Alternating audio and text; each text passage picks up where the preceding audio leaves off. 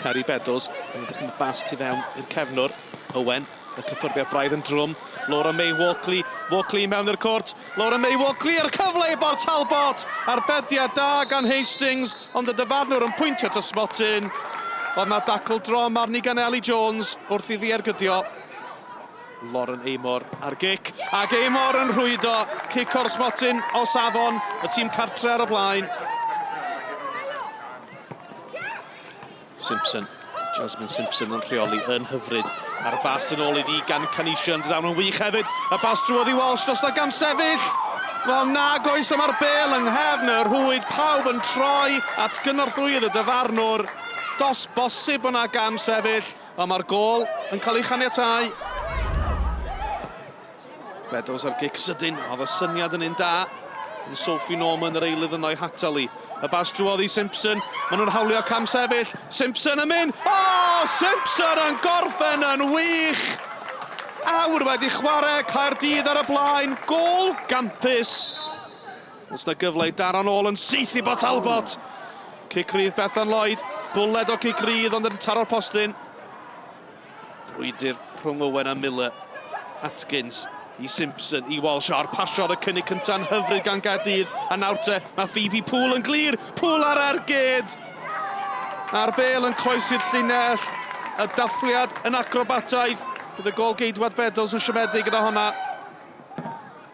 Ni mewn i'r 10 munud ola, mae hon wedi bod yn gêm o safon.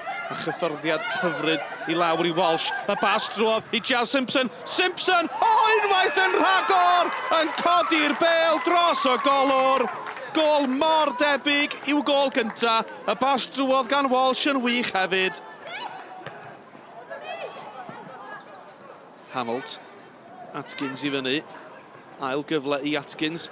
Flic hyfryd gan Simpson i Poole. Phoebe Poole yn rhwydo. Mae'n 5 i Caerdydd. Oedd Port Talbot yn anlwcus ildion ar hanner cynta, ond mae Caerdydd wedi bod tipyn gwell yn yr ail. Jasmine Simpson, congratulations on an excellent win and 2 goals. Thank you so much. Yeah, it was so good to be on a good pitch and scoring 2 goals.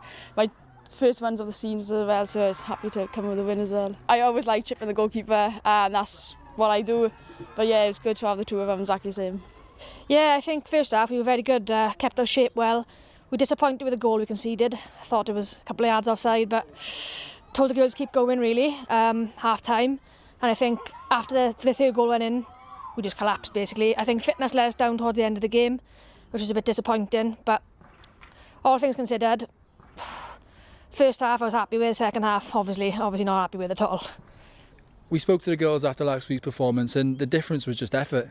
I think, you know, we were second to every second ball, first ball, and the effort wasn't there. So that's what we've brought into training this week. We had some honest discussions about where we want to be and how good we want to be.